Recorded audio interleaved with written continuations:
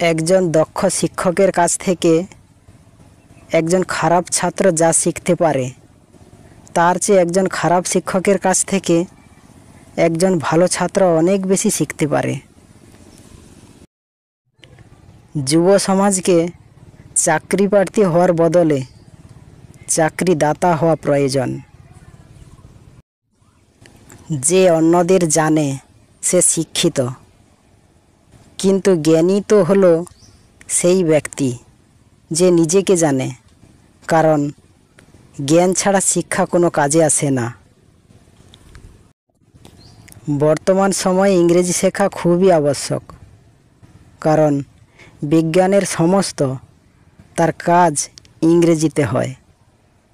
কিন্তু আমি বিশ্বাস করি যে আগামী 2 দশকে বিজ্ঞানের কাজ আমাদের ভাষায় শুরু হবে।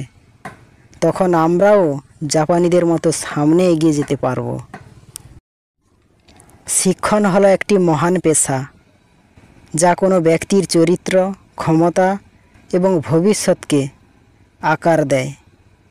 যদি মানুষ আমাকে একজন ভালো শিক্ষক রূপে মনে রাখে, তবে সেটা হলো আমার জন্য সবথেকে বেশি সম্মানজনক।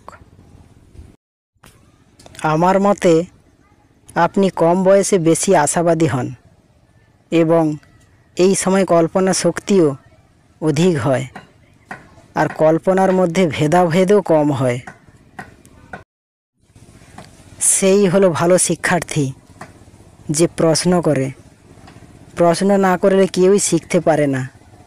শিক্ষার্থীকে প্রশ্ন করার সুযোগ দিতে হবে।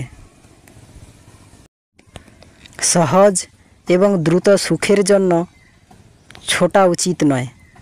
প্রকৃত সফলতার জন্য দৃঢ় প্রতিজ্ঞ হও। সফলতার আনন্দ পাওয়ার জন্য মানুষের কাজ কঠিন হওয়া উচিত, কারণ কঠিন কাজে আনন্দ বেশি পাওয়া যায়।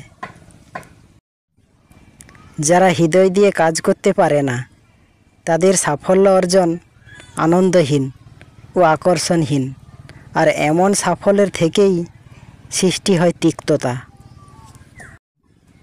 জীবন হলো একটা কঠিন খেলা। ব্যক্তি হিসাবে মৌলিক অধিকার ধরে রাখার মাধ্যমে একমাত্র তুমি জয়ী হতে পারবে।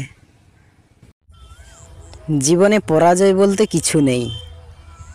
ধৈর্য ধরে সামনের দিকে এগিয়ে যান, আপ্রাণ চেষ্টা চালিয়ে যান, দেখবেন জয় নিশ্চিত।